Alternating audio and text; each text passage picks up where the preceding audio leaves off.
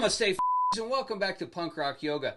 I got a very delicate question I got to ask you, like right out of the gate, but I want you to understand I'm only asking this question purely out of the interest of science. But how often do you perturbate? What? I know that's kind of shocking, and you're thinking to yourself, dude, whoa, like I don't even talk to my mom about this stuff, and I barely know you. So let's define perturbation, shall we? And it may sound easy, but nothing could be harder. Now hold on, I got it right here. And I do want to point out that perturbation has different definitions depending on what you're talking about. Now, if you're talking about a psychological perturbation, that would be something that disturbs the mind and causes like anxiety. But when we're talking about perturbation and relationship to balance, here's the definition: a disturbance of motion, arrangement, or state of equilibrium. That means when you're walking down the sidewalk and then one is slightly raised and you trip over it suddenly and you catch yourself, or you don't. But that disturbance of your balance, of your equilibrium, was a perturbation. Now, I want to make this disclaimer before we get really deep into this, because I have a lot of friends that are doctors and neurosurgeons and physical therapists, and they would define it very, very narrowly as a disturbance by an external force, like that thing that I mentioned where the curb is suddenly a little bit higher and you trip. An external force that acts upon your body in equilibrium and disturbs it. However, we want to think about this term in yoga a little bit more broadly, and all of these doctors, I think, would agree with this definition. There's a second definition of perturbation: an alteration of the function of a biological system induced by external or internal forces. And that's what we want to talk about as it relates to yoga. Can you explain this, please? So let's use tree pose as an example, because it is frequently found in vinyasa classes and it's ubiquitous to the hot yoga series. But the instructor, when doing this pose, is going to offer you this cue: focus your drishti. Now, drishti is a Sanskrit word, and it's defined as the act of focusing the eyes on a single non-moving point. And the reason why students are offered this cue is that it's going to lower perturbations or inhibit internal perturbations. What that means is it's going to create fewer disturbances. Gee, do you think it could work? It's got to work. It's our only hope. If your eyes are locked onto a single point, your eyes are subconsciously locked onto horizontal lines. Now, you don't realize it because it happens completely subconsciously. But the ocular component of our balance is always scanning the horizon for horizontal lines, because those horizontal lines that we find indicate whether or not we're tilting or whether or not the environment's tilting. So that's what the eyes are subconsciously always looking for. And to lower perturbation would be to constantly be looking at the same thing.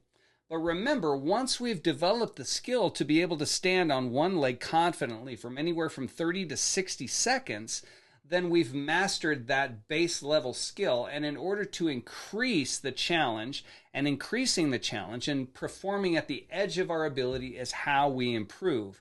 So we have to create an internal perturbation.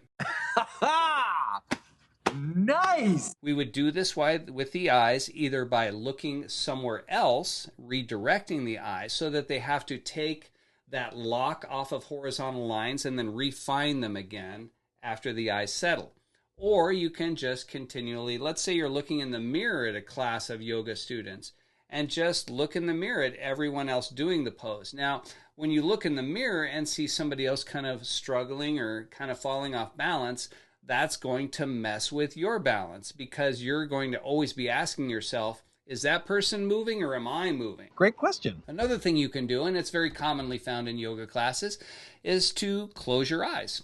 That's immediately going to throw off your balance, because you will have eliminated all of that ocular input. You would have created a perturbation, a disturbance in your balance by removing a component that you rely on, which is your ability to see your environment. Okay, that makes sense. Continue. Now let's take a moment and focus our mental drishti on the vestibular system.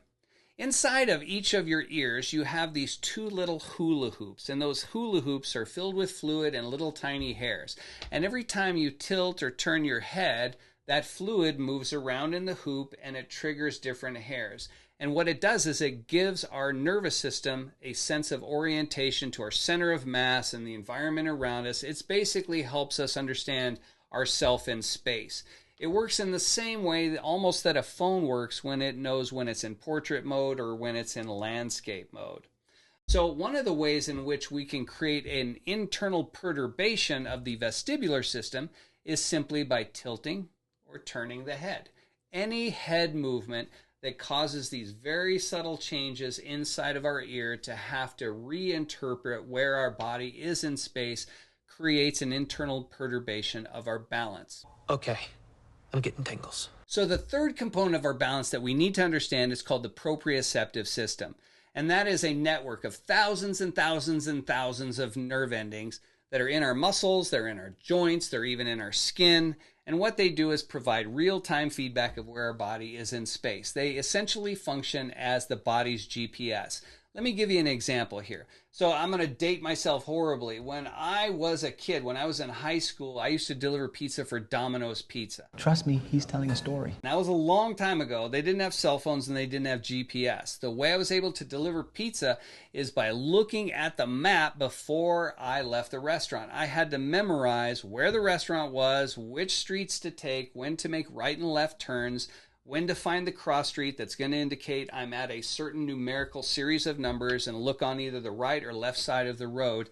And I would have to basically search for the house. That's very difficult, you understand? Whereas today, somebody simply has to use their cell phone or a GPS. And what it's going to do is always tell them in real time where their destination is in relationship to where they are.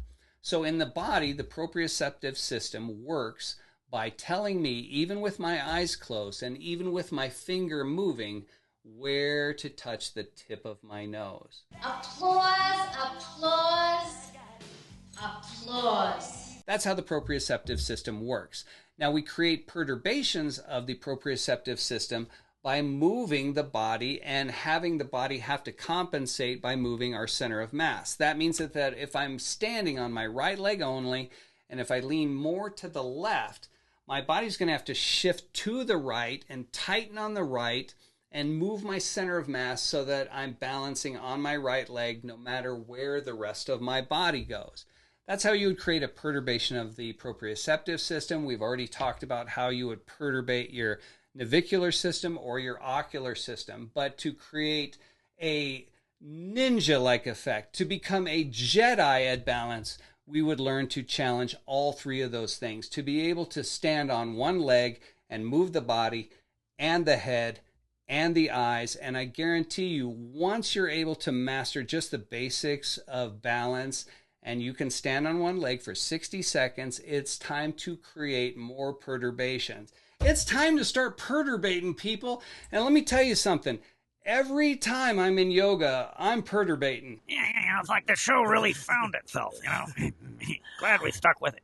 I perturbate like a madman because I always want to be able to catch myself. And remember, we don't typically fall over and by extension create an injury while we're standing still. It usually happens while we're moving. So we need to get really good. We got to sharpen our central nervous system's ability to always stabilize us, no matter what the head, the body, or the eyes are doing. I hope you guys are doing well. I look forward to talking to you more about yoga and science. Now f*** off. If you watch that whole video, that means you're a finisher, and I respect that. There's nothing left to do unless you want to subscribe or watch that cool video. Otherwise, I'll see you in the next one.